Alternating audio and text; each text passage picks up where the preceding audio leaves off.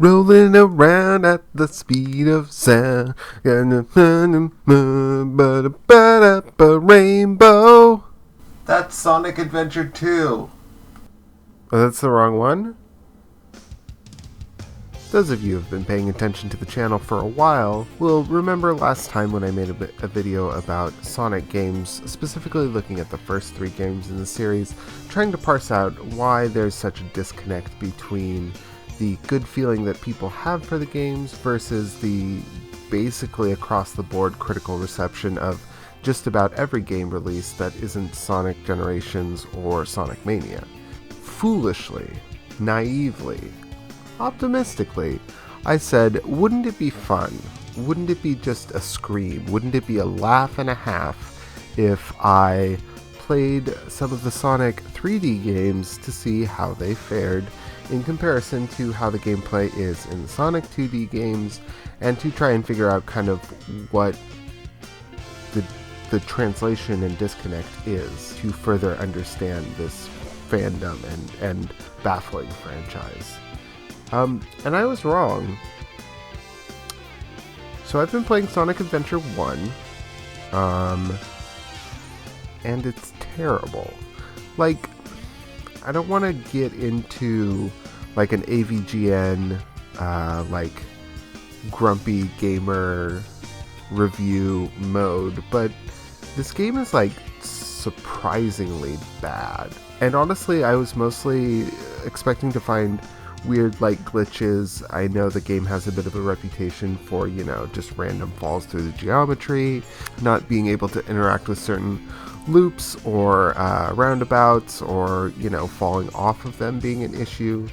But mostly I was shocked by just how badly it feels to play. And it's bad enough that I kind of don't ever want to play another 3D Sonic game again. Now, growing up, I never had Sonic Adventure 1, but we did have Sonic Adventure 2. I remember playing that game a lot and enjoying it a lot. And it's weird how, like, bad this game is. For generally, I think, a fairly positive reception, at least, like, professionally or, like, critically.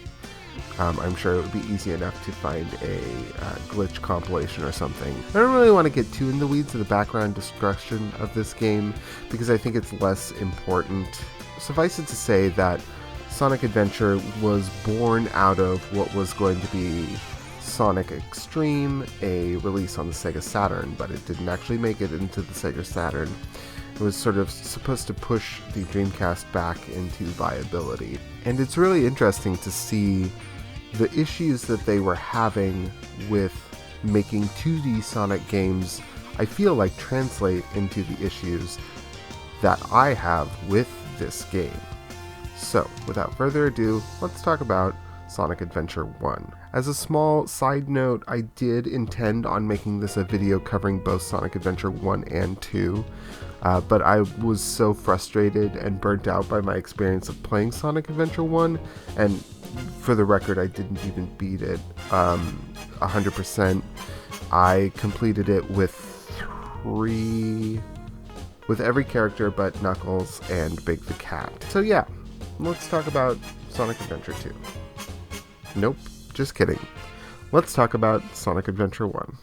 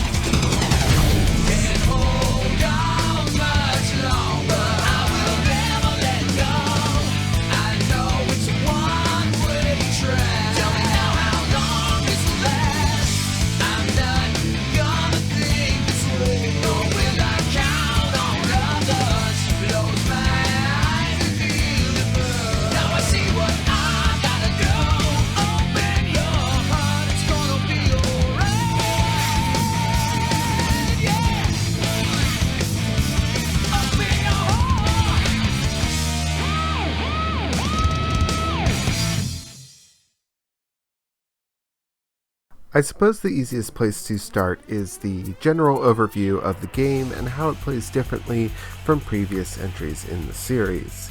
Sonic Adventure is the first true 3D Sonic game, much like Mario 64 was for the Super Mario Bros. Series. If you need a quick refresher on how a 2D Sonic game plays, feel free to check out my previous video on that subject.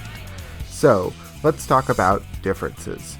Like Sonic 3 or Sonic & Knuckles, you have an expanded roster of playable characters, although unlike those games, you have to play through most of Sonic's main campaign in order to unlock them as playables. The save game feature from Sonic & Knuckles and Sonic 3 also returns this time around. The biggest difference, though, comes when you actually get into the game itself. Instead of being a series of acts, each broken up into a series of stages, each one culminating with a boss battle with Robotnik, now gameplay is broken up into adventure zones and action zones.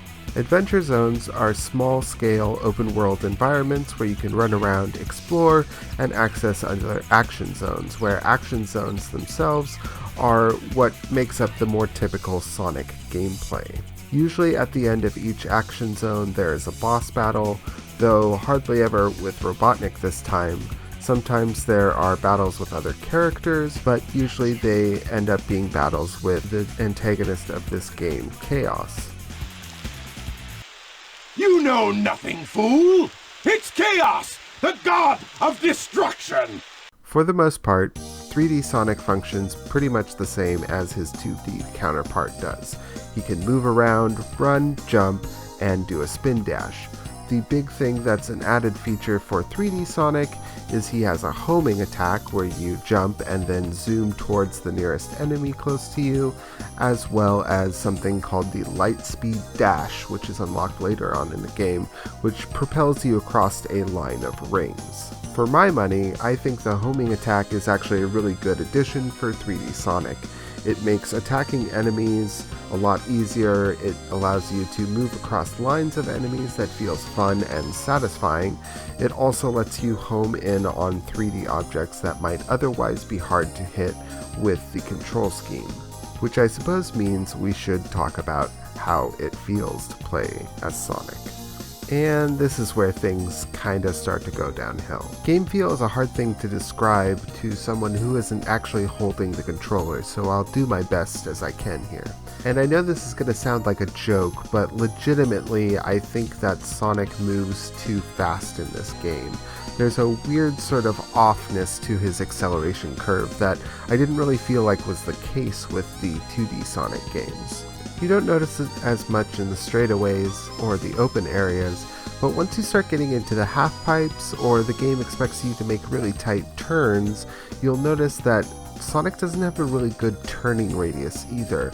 I don't know if it's just a matter of them not really understanding how to control a 3D model versus a 2D one, but it feels like when you try and turn or try and curve the way that he's moving forward, Sonic will just move left or right instead of moving diagonally left or right. As we previously mentioned in the other video, one of the joys of Sonic game is being able to move fast and that continual movement. What this means for the gameplay is oftentimes you are doing the aforementioned falling through the geometry, but what happens more frequently than that, for me at least, is that in the middle of a segment where I was enjoying going fast or watching my character run, I would suddenly slow down because I had to take a turn, which is incredibly unsatisfying. Likewise, I feel like the level design has suffered this time around as well. Even taking into account the fact that the team had never really worked on a 3D world before, and therefore had no point of reference for design, at the time that Sonic Adventure was released, Mario 64 had already been out for 2 years, Banjo-Kazooie would also come out that year, as well as a handful of other 3D platformers already existing. Obviously, nothing designed around the same sort of speed mechanics that Sonic has, but they would have had plenty of points of reference for building good levels out of a 3D platformer at that point. It wasn't a completely unknown thing. I think the big thing that I noticed was a shift in the level design here is that it seems like The 2-lane system that is present in Sonic 2 and 3 is almost completely gone here, or if it still exists, I didn't really notice it. Instead, there are small diverticula or paths off of the main path that will net you extra item boxes or maybe extra lives, but I didn't really see a quick path and a slow path to get through levels like you do in Sonic 2 and 3. Without that variance and drive for mastery, it really just becomes a pretty straight shot through the level to get to the next thing, which is fine, but combined with all of the other complications and the control issues that I had, really made for a pretty dull experience. I think one of the things that I find most jarring about this game is the tonal disconnect between how seriously it wants you to take the plot of the game and how absolutely stupid and goofy all the characters are. Sonic at its inception was supposed to be this pure distillation of 90s cool, rad attitude, all smirks and snarky comments and sarcasm. And in the context of the first 3 games, that works just fine because there's nothing really for him to play off of. He just needs to have big attitude. However, in Sonic Adventure, they made the baffling decision for it to be set in what I can only assume is supposed to be real world. So you have Sonic living in a town full of actual-ass humans that he has to run around and interact with. I mean, sure, Dr. Robotnik's always been around and he's always been human, but other than that, up to this point, the series is mostly filled with anthropomorphic animals and robots. Having Sonic just hang out in a small portside town feels weird and disconnected. Take for instance this opening cutscene. We catch up on a police chase in progress where the police are chasing after what we learn to be later Chaos, the main antagonist of the game. But they corner him at a building, the police come out and shoot a bunch of bullets, there's this faux Matrix scene where he just stops all the bullets and they drop out of him, and then Sonic just shows up and he's like, "Hey guys, let's gotta bust up the this looks like fun," and then you do the boss fight, which is fine, but then where did the police go, and why aren't they concerned about the talking hedgehog? And why don't they try and talk to him? None of this makes sense. I don't understand Sonic and his friends' place in this world. Do humans just know about talking animals and it's just not a big deal? And because Sonic is that aforementioned distillation of rad attitude, he doesn't go over to the police and say, "Hey, what was that thing? What are you guys chasing? What's going on here?" He just says his bad one-liners and then fucks off. The next scene is cut to Sonic poolside as Tails is crashing a plane somewhere. I'm not saying that it should have been all grim, dark, and serious all the time, but I think if they want to tell a serious story, they have to at least have characters that take the story itself seriously. I deadass wouldn't be surprised if Sonic just said something like Robotnik, more like Robotnik, and then zoomed off on a skateboard. The voice acting is no great shakes either, but at least in this case it's humorously bad. Please stop, Tails! Move aside, Amy! Get out of the way! No! This robot is my friend! He hurt me! Don't...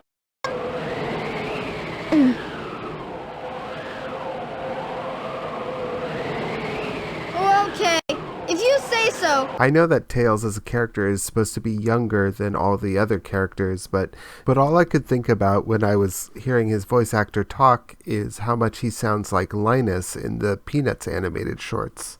Charlie Brown, you're the only person I know who can take a wonderful season like Christmas and turn it into a problem. Maybe Lucy's right. Of all the Charlie Browns in the world, you're the Charlie Browniest. I'll find man and put a stop to his evil ways. And in general, I feel like the musical composition for Sonic Adventure has dipped down in quality as well.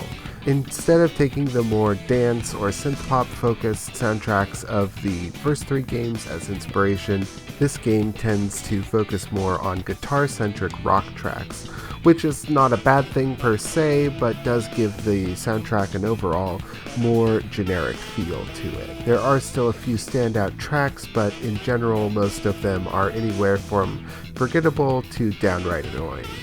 Adding extra playable characters wasn't a bad idea on its face, but unfortunately here there isn't very much variance in gameplay from character to character. A handful of them have completely separate scenarios or make their way through unique action stages, but most of them will be just retreading the same ground that you went through with Sonic. Again, it's one of those things where if they had nailed down the initial gameplay of Sonic and gotten it tightened up and made good levels and a good game around it, then having extra playable characters to run through those levels with their own unique designs and interesting ideas behind them becomes a fun prospect. But since that's not the case here, you're just playing through the same levels that you slogged through with Sonic with another character and a slightly different gimmick. Well, that's all I have for you today. I wish I could say that I enjoyed Sonic Adventure more than I did. Unfortunately, there just really wasn't that much there for me to enjoy. I will be interested to look at Sonic Adventure 2 at some point, but I'm pretty happy taking a break from it for right now. I don't know what's on the horizon. I probably will look at something I know is a little bit more of a safe putt than... I have a couple of games that I'm interested in playing for the channel, but could potentially be very bad, and I'm not really feeling like a uphill struggle at this point. Regardless of what I cover next, though, if you enjoyed this video, please feel free to engage in the way that you see fit, whether that is ringing the bell, leaving a comment, liking the thing, and I hope that you are all doing well. I hope that you're all staying safe and nobody is sick. I love you all, and I'll see you next time.